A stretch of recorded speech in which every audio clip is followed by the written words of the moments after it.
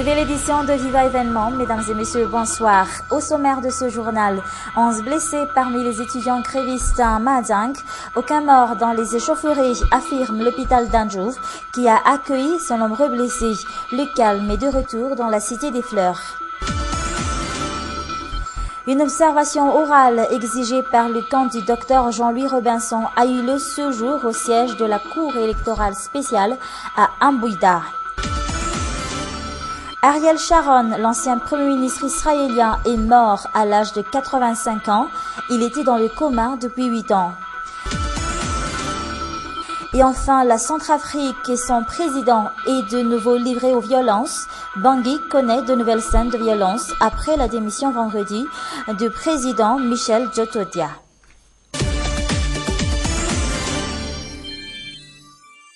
Voilà pour les titres. Direction Mahajang, où le calme est enfin revenu après les émeutes de jeudi et vendredi, à cause notamment de la suspension à vie de 14 étudiants de l'université de Mahajang. On parle de 11 blessés parmi les étudiants grévistes et qui ont été admis à l'hôpital d'Anjou et dont certains seraient encore soignés en salle de réanimation. De leur côté, ces étudiants parlent de 3 morts tués par balle au cours des échauffourées, bilan non confirmé pour l'instant par l'hôpital d'Anjou. Le ministre de l'Enseignement supérieur est allé sur place pour tenter de calmer la situation avec les étudiants de l'université et leurs parents. Les forces de l'ordre, quant à elles, ont encore poursuivi les patrouilles aux alentours du campus hier soir. Et d'après les informations que nous venons de recevoir à l'instant, le président de l'université de Mahajang aurait été limogé par le ministre de l'Enseignement supérieur, qui, je le disais tout à l'heure, est actuellement sur place pour tenter de calmer la situation. Et dans la page politique, le camp du docteur Jean-Louis Robinson ne perd pas espoir et revendique encore une fois la confrontation des résultats bureau de vote par bureau de vote. Aujourd'hui, ils ont procédé à ce que l'on appelle observation orale auprès de la Cour électorale spéciale. C'était au cours d'une séance plénière. Aramis Sarakutbi et Yves Chanel. Des éléments des forces de l'ordre postés aux alentours du siège de la Cour électorale spéciale à Mbouida. La scène a surpris les passants. Le siège de cette cour qui a abrité ce matin une séance d'observation orale suite à la demande de l'équipe juridique du candidat Jean-Louis Robinson. Une étape de plus pour le camp du poulain de Ravalman pour exiger la confrontation par la CES des résultats bureau de vote par bureau de vote et surtout l'annulation d'une décision rejetant la disqualification de certains candidats. Comme son nom l'indique, c'était une séance orale. Nous avons fait une requête en rétractation pour la décision de la CES statuant sur la disqualification de certains candidats et une requête en annulation. Nous avons apporté les explications, mais je ne vais pas entrer dans les détails. Nous avons avancé plusieurs moyens. Les avocats des deux camps y étaient présents. Nous exigeons seulement la vérité. Beaucoup d'informations circulent en ce moment. Il serait préférable qu'on les analyse toutes. L'équipe juridique de Jean-Louis Robinson affirme aussi qu'une partie de ces requêtes sont classées sans suite par la Cour électorale spéciale, entre autres la requête relative à l'article 15 de la feuille de route. Cette audience spéciale a duré 2 tours d'horloge. 6 avocats du candidat Iraton Armapian y ont assisté. La Cour électorale spéciale a seulement écouté les arguments avancés par les avocats de Jean-Louis Robinson. Aucune décision n'est attendue après cette observation orale. 6 blessés dans cet accident de la circulation mettant en cause un taxi B de la ligne 123 reliant Mahaj à 67 hectares. C'était ce matin à Ntsabe vers 9h. Apparemment, les freins du véhicule auraient lâché selon les explications du conducteur. Le taxi B a fini son trajet dans ce mur et a pu éviter de tomber sur les toits des maisons en bas de la rue. Selon les habitants du quartier, le cas contraire aurait causé beaucoup de dégâts. Parlons à présent de nouvelles technologies. Qui ne rêve pas d'avoir une tablette? Ce produit phare des magasins de téléphonie de la capitale actuellement. Un luxe pour certains, un accessoire nécessaire pour d'autres. Vendu à un prix imbattable, les tablettes ruinent pourtant le marché des téléphonies haut de gamme et des ordinateurs portables. Une enquête signée Marna Tunjav et Nzaran Jiansou. Ce téléphone coûte 1 800 000 arrières. À ce prix-là, on peut acheter un ordinateur complet de dernier cri.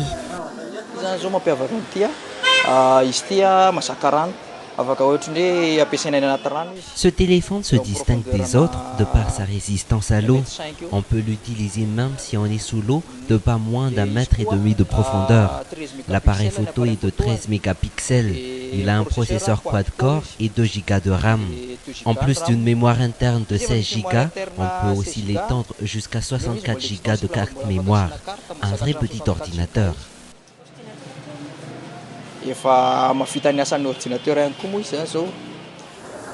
Aujourd'hui, les téléphones haut de gamme attirent les clients, mais beaucoup ne peuvent se l'offrir. C'est ainsi qu'entrent en jeu les tablettes. Vers la moitié de 2013, ce produit devient le produit phare de tout magasin de téléphonie mobile ou de haute technologie. Beaucoup de nos clients préfèrent surtout la tablette à cause de son écran large. Aujourd'hui, on peut acheter une tablette avec seulement 300 000 arrières. Et pourtant, ce produit n'apporte que la moitié des fonctionnalités proposées par les téléphones haut de gamme et les ordinateurs. Depuis son arrivée sur le marché, la vente des téléphones haut de gamme et des laptops a chuté. La vente d'ordinateurs portables a considérablement diminué car la plupart des clients achètent maintenant les tablettes alors qu'elles ne sont que de simples accessoires de luxe. Seuls les étudiants semblent avoir besoin des ordinateurs portables ou encore les employés cadres, mais ils sont maintenant peu nombreux. De l'avis des experts en nouvelles technologies, une tablette ne remplace pas un laptop ni un téléphone haut de gamme. À chacun son style. Attention seulement aux contrefaçons. Comme prévu, la Tunisie a maintenant un nouveau Premier ministre. Mehdi Djoma a pris ses fonctions hier après la démission du gouvernement d'Ali Aglerede. La nouvelle équipe est composée d'indépendants. Elle a une double mission, faire face aux problèmes socio-économiques actuels et préparer de nouvelles élections pour sortir la Tunisie de l'instabilité. L'actualité internationale, c'est aussi cette nouvelle qui touche principalement le président français François Hollande. Celui-ci, compagnon à la ville de Valérie Trierweiler, entretient-il une liaison avec une comédienne? Oui, si l'on en croit le magazine Closer, photo à l'appui. L'affaire fait scandale en France. Le président français François Hollande dénonce une atteinte à la vie privée, mais ne dément pas. Reportage. L'amour secret du président. Un titre, une une résolument polémique. Le magazine People Closer révèle ce qu'il appelle une passion entre le président et une actrice française. Une passion qui aurait chamboulé leur cœur. Sitôt paru, le président a réagi. Il ne dément pas sa liaison, mais il déplore profondément les atteintes au respect de la vie privée auxquelles il a droit, comme tout citoyen. Dans la rue, les réactions sont unanimes. Je trouve que c'est pas du tout intéressant. Maintenant, François Hollande, bon, c'est sa vie privée. Je trouve ça assez bas en fait, quoi. Donc ça n'a aucun intérêt. Le traitement de la vie privée des présidents, un sujet sensible pour la presse. En 1994, Paris Match publie en une ce que toutes les rédactions savaient. François Mitterrand a caché l'existence de sa fille, Mazarine, âgée de 20 ans. Aucune action judiciaire n'est alors intentée. 14 ans plus tard, Nicolas Sarkozy, alors divorcé de Cécilia, joue la carte de la transparence. Il officialise sa liaison avec la chanteuse Carla Bruni. En pleine conférence de presse, il lance une phrase, désormais célèbre. Et puis vous l'avez compris, c'est du sérieux. La publication de Closer est donc inédite. Pour la première fois, un magazine affirme photo à l'appui qu'un président en exercice, officiellement en couple, entretient une relation avec une autre femme. Passons maintenant aux actualités internationales.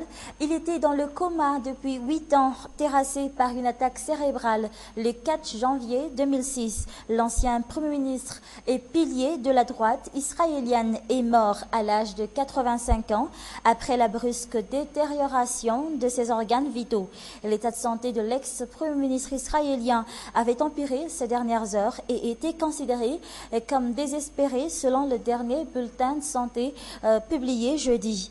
Faucon inflexible pour les uns, boucher, lâche pour les Palestiniens, roi d'Israël pour ses plus chauds partisans. Ariel Sharon aura laissé une trace brûlante dans l'histoire de son pays.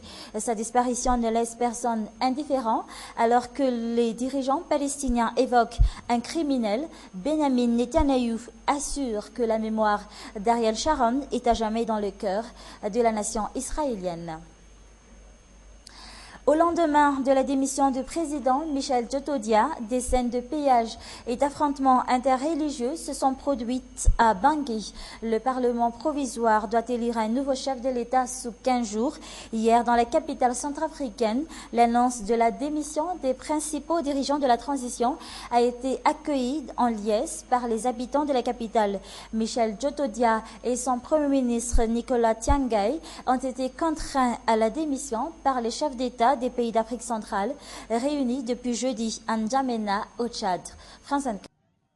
Cette semaine, Idriss Déby mahatok-tena no nandray an-tananandrarahany Centrafrika ny alakamisy tsy nisalasala ity filotsiadiana ity nilaza ny tsy fahombiazan'ny mpitondra ny tetezana hita tao Centrafrika ary nampiantso azy rehetra tany N'Djamena.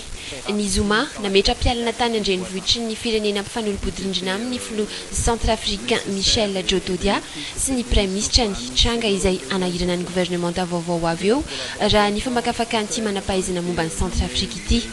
Tsy vao izao ity fidirana antsehatra ny Tchadiana amin'ny rarahany Centrafrika ity ny taona 3 nanampy François Bozizé andray fahefany Idriss Déby avy eo ny taona 2016 nanoana ny fiakaran'ny Michel Djotodia teo amin'ny fitondrana tao Centrafrika. Ankoatra azy ny Frantsay izay manana miaramila anarivony eninjatsy arivo any Centrafrika sy ny filohan'ny Congo Brazzaville dia ny Sassou Nguesso. Comme on l'a annoncé dans nos précédentes éditions, Maître Gims, ce rappeur français, se produira demain, dimanche, au Coliseum d'Antsonzumbe avec quelques artistes malgaches. Nous avons eu l'occasion de parler avec lui en exclusivité cette semaine, un jour après son arrivée à Madagascar. Demain, vous aurez l'occasion de suivre en intégralité cette interview que Maître Gims a bien voulu nous accorder. Mais ce soir, je vous propose de suivre un extrait de cette interview avec Maître Gims. Maître Gims, vous êtes arrivé en France à l'âge de 2 ans avec vos parents et d'après les informations, vous étiez en situation irrégulière avec vos parents. Vous avez donc vécu tout autre clandestin dans ce cas-là vit en France. Est-ce que cette histoire vous marque-t-elle encore aujourd'hui? Oui, bien sûr, je me rappelle toujours de ça. C'est quelque chose que je ne peux pas oublier et c'est ma force. Et je pense que ça fait partie de ma force. Ça a joué, ça a contribué au succès à mon succès personnel, à celui de section d'assaut. C'est de là que je puise ma force et c'est important pour moi de me rappeler tout ça, toutes ces situations. C'est quoi, ça fait pas si longtemps que ça en vérité. C'est tout nouveau ce qui m'arrive. Ça fait pas 10 ans que je suis dans cette position-là, donc c'est tout récent, c'est tout frais, donc bien sûr, j'y pense tout le temps, tous les jours. Fin de cette édition, merci à vous de l'avoir suivi jusqu'à la fin. Je vous souhaite de passer un excellent week-end en notre compagnie. Au revoir.